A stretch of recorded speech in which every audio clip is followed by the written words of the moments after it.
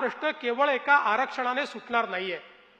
आरक्षण तर महत्त्वाचं आहेच, ती मागणी योग्यच होती, पण त्याच्यासोबत आपल्याला जोपर्यंत सामाजिक आर्थिक परिवर्तनाच्या वेगवेगळ्या योजना आणि सामाजिक आर्थिक परिवर्तनाची वेगवेगळी उपकरणं हे आपण सुरू करत नाही, तोपर्यंत समाजामध्ये विशेषतः जे एक प्रकारे निर्वासित आहेत, जे लोक समाजामध्ये मागे राहिले आहेत, अशा लोकांना या स्पर्धेच्या युगामध्ये आपण आणू शकणार नाही।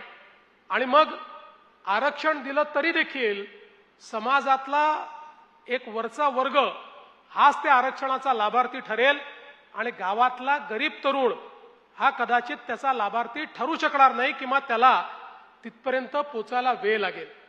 आणि म्हणून मग वेगवेगळ्या प्रकारच्या उपाययोजना आपण सुरू केल्या, ज्याच्यामध्ये शिक्षण, प्रशिक्षण आणि रोजगार या 3 गोष्टींवर भर देण्याचा निर्णय आपण केला। आणि मग शिक्षणाकरता त्यावेळी असं लक्षात आलं की मोठ्या प्रमाणात गरिबीमुळे त्या ठिकाणी आमच्या मराठा समाजातले तरुण तरुणी हे व्यावसायिक शिक्षण घेऊ शकत नव्हते। शिक्षणाच्या खासगीकरणामुळे मोठ्या प्रमाणात जे प्रायव्हेट कॉलेजेस उभे राहिले, त्या प्रायव्हेट कॉलेजेसमध्ये फी भरण्याची क्षमता ही आमच्या तरुण तरुणींची नसल्यामुळे त्या ठिकाणी कुठला तरी असा एखादा कोर्स करून टाकायचा की ज्यातनं रोजगाराची संधी नाही आणि एक डिग्री मिळवायची। डिग्री मिळवणारे बेरोजगार किंवा 12वी नंतर शिक्षण सोडणारे बेरोजगार अशी संख्या मोठ्या प्रमाणात होत होती।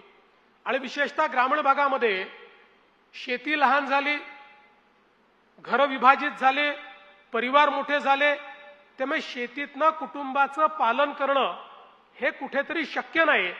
अशा परिस्थितीमध्ये शिकायलाही पैसे नाही आणि शेतीही अपुरी, अशा दुष्टचक्रात अडकलेले अनेक विद्यार्थी होते।